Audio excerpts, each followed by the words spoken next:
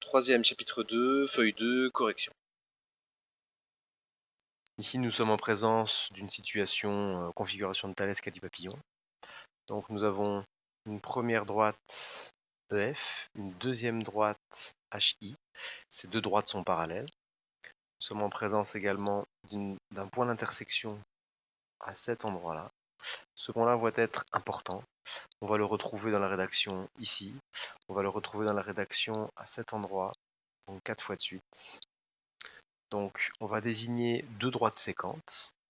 Je conseille pour désigner ces droites séquentes de prendre, voilà, à partir du point d'intersection, premier, un deuxième.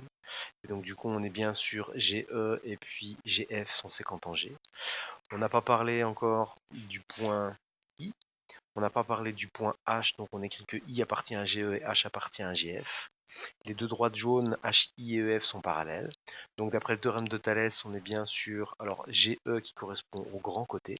Donc GE sur GI est égal à GF sur GH qui est égal à EF sur IH. On remplace les longueurs, toutes celles qui sont par là. À partir de là, on utilise pour avoir GH uniquement cette partie qui est là. Donc on va recopier. 4,5 sur 3 est égal à 5,4 sur GH. Le produit en croix.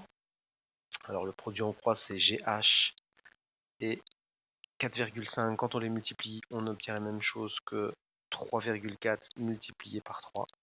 À partir de là, une petite division, on trouve 3,6 et donc la longueur GH est donc de 3,6 cm. Question suivante.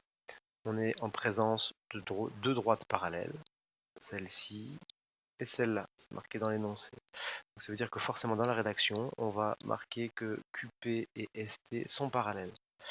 Ensuite, on a un point qui est important. Ce point important, c'est le point R, qui est à l'intersection des deux séquences. Le point R va intervenir ici, à cet endroit-là, donc 4 fois dans les rapports. Voilà. Et donc du coup, pour désigner les deux droites séquentes pour bien rédiger, on va utiliser ce côté-là et ce côté-là. Donc on va dire que RS et RT sont séquentes en R. On n'a pas parlé de deux points, on n'a pas parlé du point P, on n'a pas parlé du point Q.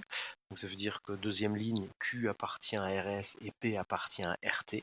Donc les droites parallèles, c'est bon. Donc d'après le théorème de Thalès, on a, alors RS, ici ça correspond au grand côté, RS sur RQ est égal à RT sur RP, qui est égal à, et en enlevant la partie que j'ai coloriée en bleu, ST sur QP. D'accord? On remplace les valeurs qui sont connues. Je vais, pour calculer RT qui est demandé, je vais avoir besoin alors de cette égalité qui est là. Et donc du coup, je vais uniquement réécrire le rapport. C'est ici. 4,8 sur 1,1 est égal à RT sur 1,8. Le produit en croix. Donc on est bien sur RT multiplié par 1,2 est égal à 4,8 multiplié par 1,8. Ok. À partir de là, donc un petit calcul. RT est égal à 7,2 et donc 7,2 cm pour la longueur de RT.